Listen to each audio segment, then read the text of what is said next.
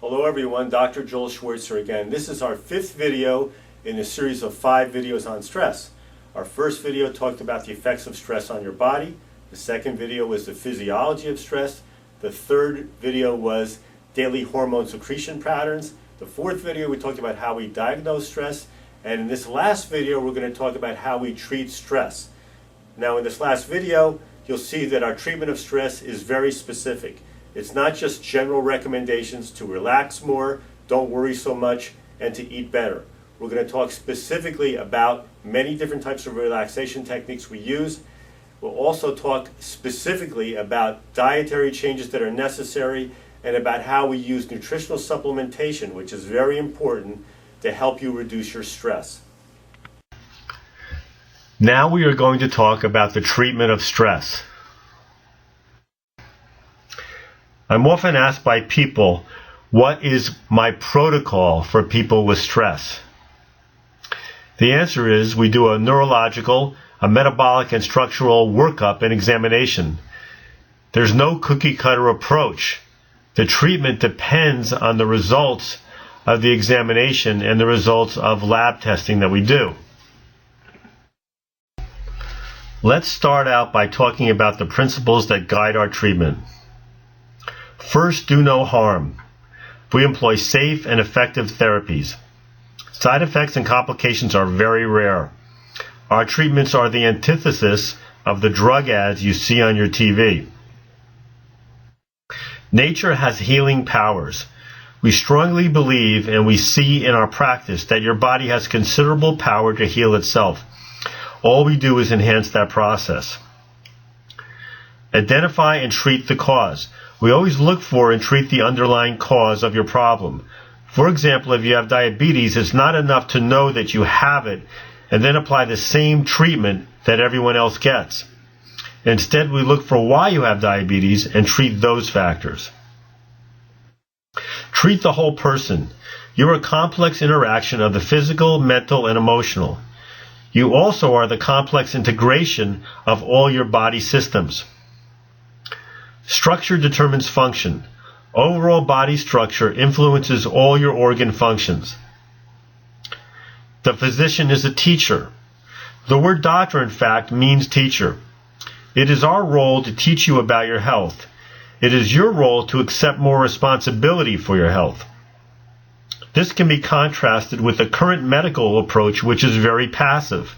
You swallow a pill and understand very little about what is happening. With the standard medical approach, you aren't required to address any of the root causes of your health problem. Prevention is the best cure. It is much easier to prevent disease than to treat established illness. The nervous, endocrine, and immune systems are central to health. These are the 3 master control systems of the body. Let's talk a little bit more about my role as your doctor and your role as the patient. Most of the so-called healthcare in our country is in fact what I call fairy tale medicine. You come in to see the doctor, you understand very little bit about what is happening. You're trusting that that person in front of you with the white coat on and the stethoscope around their neck with the title of doctor must know what they are doing and have only your best interest at heart. So you open your mouth and swallow a magic pill and all is better. Hopefully that long list of complications and side effects that they mention at the end of the commercial won't happen to you. That would be great if the magic pill worked, but it doesn't. Often the pill doesn't take care of your problems, or it causes additional problems, and now you'll have to see other people with white coats. And what do? Give you more pills, of course. In our office, we get to the root cause of your problem. As contrasted with the fairy tale medicine approach, this requires your participation. Here are some of the basic stress management techniques we use. I'll give you a few seconds to look over the list. Although yoga is a form of exercise, I do consider it unique. I'll talk about our exercise program next. The exercise program we devised for you will integrate all the different components of exercise into a package that is personalized for your body type and structure. On this slide, you see all the different types of exercise we integrate into your program. All of these help with stress management.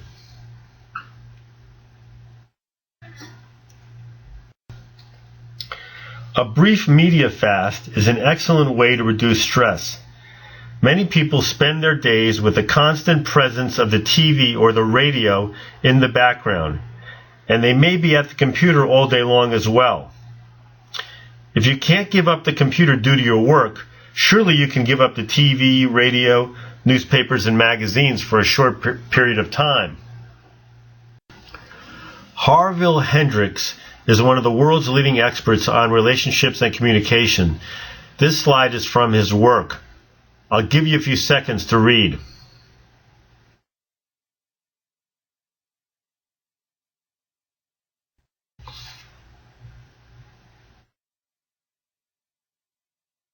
A big part of reducing stress is making a conscious decision to make time for things that truly nurture us. Having a strong connection with other human beings is an extremely valuable way to reduce stress. Although I am not a counselor, I do feel that I can bring the basic elements of this work in as part of our stress reduction program. Because stress is so related to the food we eat, it is necessary to make changes in our diet. Usually a variation of the caveman or cavewoman diet, which is also called the Paleolithic diet, or a variation of the Mediterranean diet is best.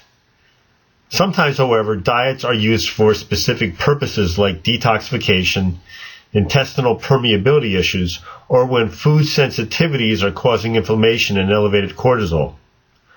Just as important when it comes to stress is the timing of our meals. Before we talk about nutrients and herbs for stress, let me introduce you to the Vitamin of the Month Club. What is the Vitamin of the Month Club? It's not really a club, folks. Actually, I'm poking fun at the way many people ingest whatever vitamin or nutritional supplement is currently popular in the media explosion around nutrition. People have come into my office with a grocery bag full of supplements that they take because they saw it on TV or in a magazine or their friend told them about it. Ginkgo biloba, melatonin, DHEA, vitamin E, glucosamine, calcium have all been popular, but the list is much, much longer than that. I do understand that it is very frustrating for the health-conscious person to understand what they really need. Consequently, they chase from one health fad to another, but are mostly disappointed and don't feel much better.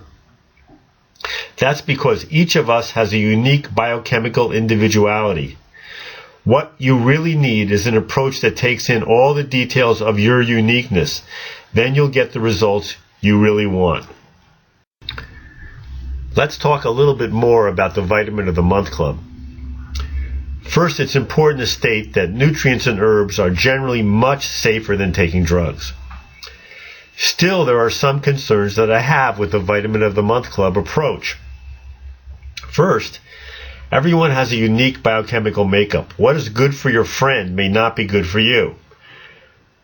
Secondly, nutrients and herbs can be harmful if taken in excess. More is not always better.